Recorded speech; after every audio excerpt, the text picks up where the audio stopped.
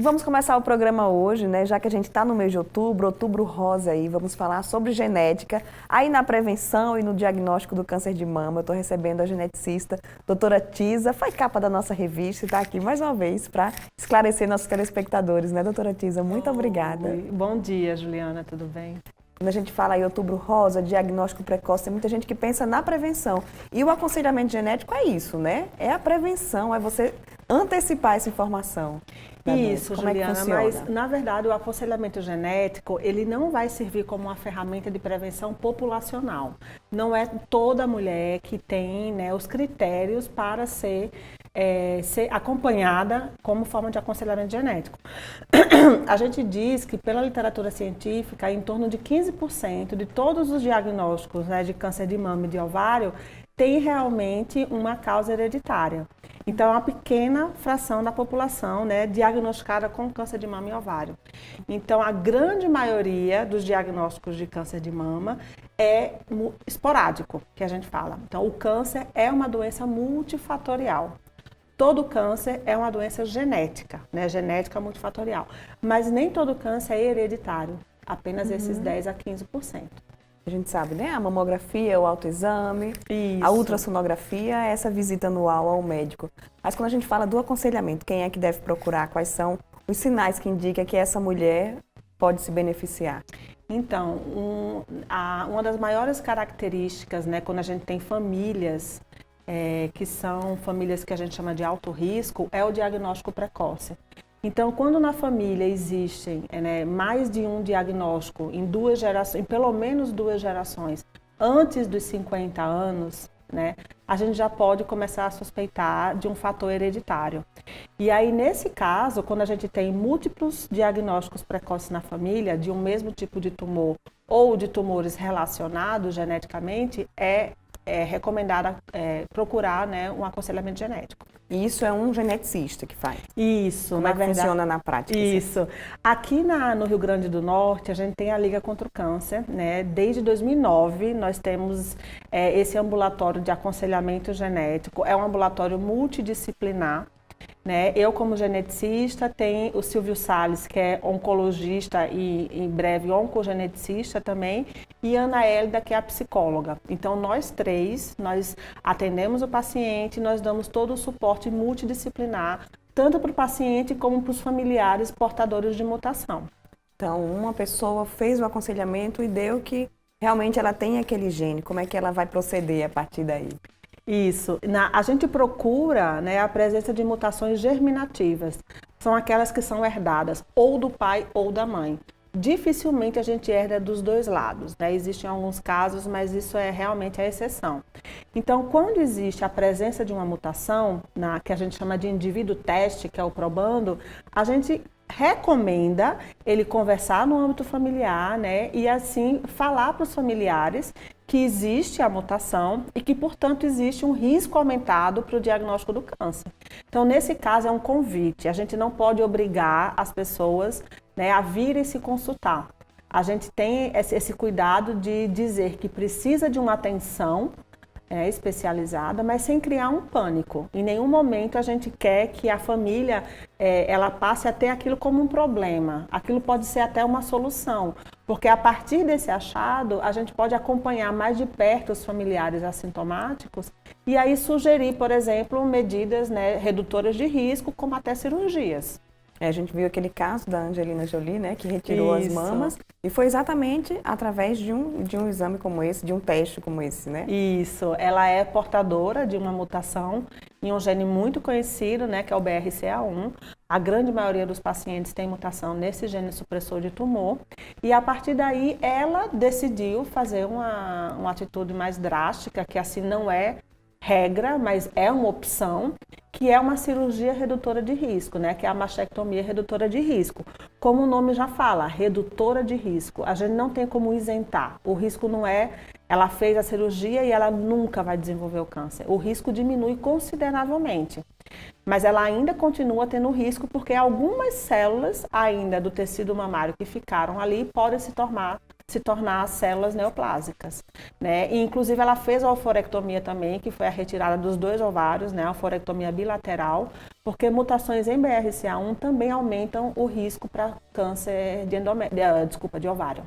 Certo, você está falando aí da prevenção, do aconselhamento, mas a gente teve a matéria na revista, né, falando desses testes genéticos, dos avanços, e mostrou também da importância da genética para o tratamento, né? Isso. Depois que foi diagnosticado o câncer, existem testes que podem ajudar para um resultado desse tratamento? Com certeza, com certeza. Inclusive, esses genes que a gente está conversando a respeito, que é o BRCA1 e o BRCA2, eles são também marcadores, né? No caso, para câncer de ovário, eles são marcadores que auxiliam o oncologista a escolher uma terapia mais direcionada para tumores que têm mutação nesses genes específicos.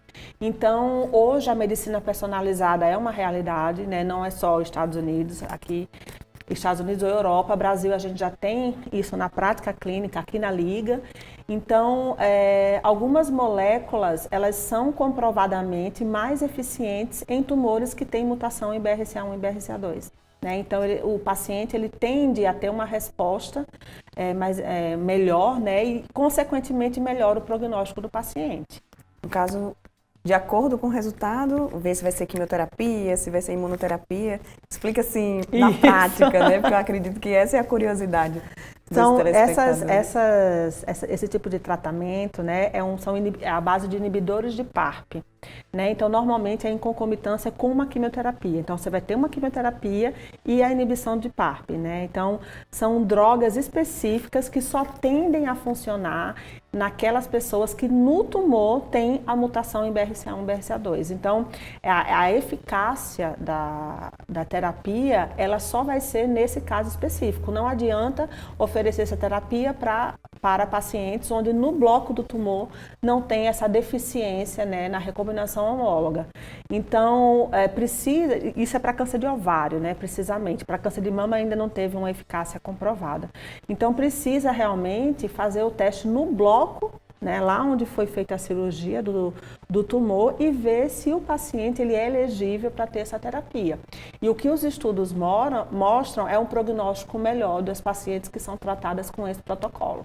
Quando a gente fala em genética, né, nessa antecipação, tem muita gente que tem receio. Não vou procurar, né? Eu tô bem, eu tô saudável, não vou procurar. Mas o que é que você tem para falar para essas pessoas? Vale a pena você se antecipar aí? Sim, algo que a gente tem que é cultural, que acho que aos poucos isso está mudando, é falar na família sobre a doença, sobre o câncer. Então a gente percebe que principalmente as gerações anteriores não falavam nem a palavra, né, nem câncer, falavam aquela doença ou CA. Não, eles não se permitiam pronunciar. Então isso realmente é manter em sigilo uma informação preciosa.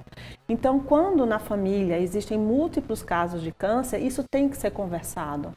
Porque se essa família for uma família de alto risco, o quanto antes for identificada uma mutação, melhor e mais cedo a gente pode tomar, né, alguma ação preventiva.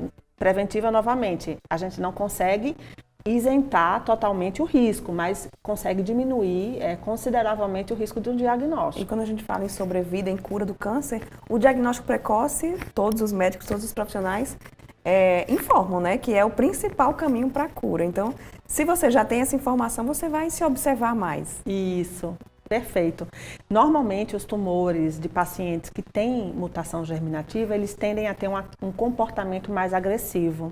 Então, realmente, são tumores com prognóstico, às vezes, mais reservado do que o da população geral.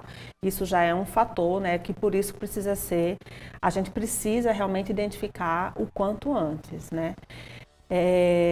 E em relação à população geral, a gente realmente não tem um screening populacional para ser feito baseado em teste genético, né? É realmente nessa população, nessas famílias de risco, onde tem múltiplos casos com diagnóstico precoce. O precoce sendo considerado antes dos 50 anos.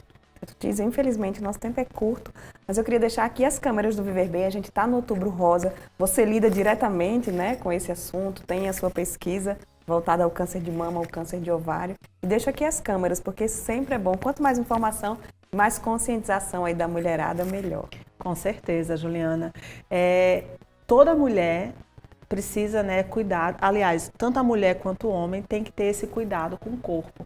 O que a gente percebe e a gente chama atenção porque o homem também, né, em famílias de alto risco, o homem também tem um risco aumentado para ter o câncer de mama. Mas o que a gente percebe é que o homem, ele tende a ser mais descuidado, né, com a saúde em geral.